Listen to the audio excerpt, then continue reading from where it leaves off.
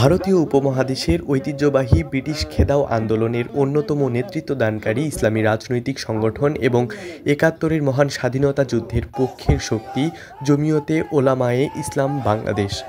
কিশোরগঞ্জ সদর হোসেনপুর ১ আসনে দলের মনোনীত প্রার্থী হিসেবে প্রিন্সিপাল মাওলানা মোহাম্মদুল্লাহ জামি আজ মোটরসাইকেল গোডাউনে আয়োজিত সমাবেশে প্রধান অতিথি হিসেবে উপস্থিত ছিলেন।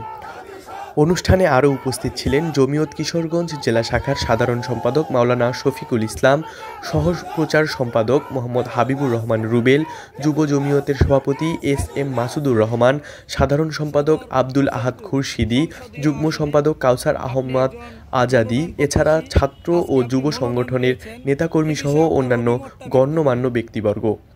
সমাবেশে মাওলানা মোহাম্মদুল্লাহ জামি ঘোষণা দেন যে জোটগতভাবে হোক অথবা এককভাবে আগামী জাতীয় নির্বাচনে তিনি কিশোরগঞ্জ সদর হোসেনপুর ১ আসন থেকে প্রার্থী হবেন। সাংবাদিকদের বিভিন্ন প্রশ্নের জবাবে তিনি তার কর্মপরিকল্পনার কথা তুলে ধরেন। তার লক্ষ্য জেলার আইন শৃঙ্খলা পরিস্থিতি স্বাভাবিক ও সুশৃঙ্খল রাখা, শিক্ষা ও সার্বিক উন্নয়নে কিশোরগঞ্জকে দেশের অন্যান্য জেলার চেয়ে এগিয়ে নেওয়া, নরসুন্দা নদীসহ বর্জ্য ব্যবস্থাপনা উন্নয়নে অব্যবহৃত খাল সংস্কারের উদ্যোগ নেওয়া, কিশোরগঞ্জকে একটি শিল্প সমৃদ্ধ আধুনিক নগরী হিসেবে রূপান্তর করা।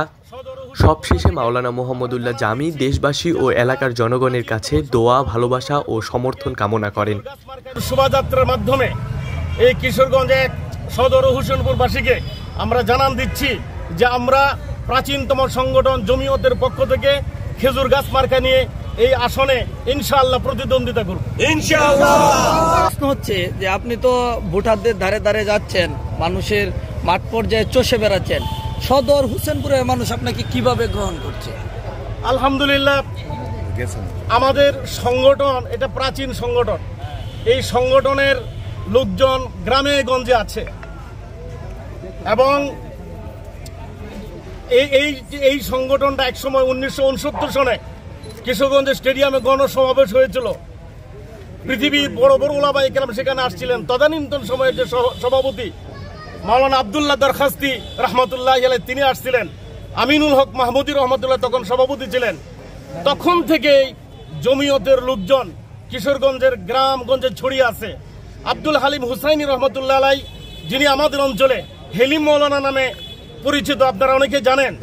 তারাকান্দির পীর সাহেব হুজুর হেলিম মৌলানা সাহেব রহমতুল্লাহ আলাইহি তিনি পাকিস্তান পিরিয়ডে এই জমিয়ত থেকে ২ বার নির্বাচন করেছিলেন। ওনার ভক্তবৃন্দ এবং ব্রিটিশ খেদাও আন্দোলনের দল হিসাবে এই দলের সাপোর্টার কিশোরগঞ্জ সহ সর্বত্র গ্রামে গঞ্জে ছড়িয়ে আছে। আমি আশা করি এই সংগঠনের মাধ্যমে খেজুর গাছ মার্কার মাধ্যমে নির্বাচন করে আমরা একটা ভালো রেজাল্ট করতে পারবো ইনশাআল্লাহ। মোহাম্মদ জোনায়েদ হোসেন জুয়েল এর তথ্য ও চিত্রে তাসবিহ আল ওয়াসি, চ্যানেল 21, কিশোরগঞ্জ।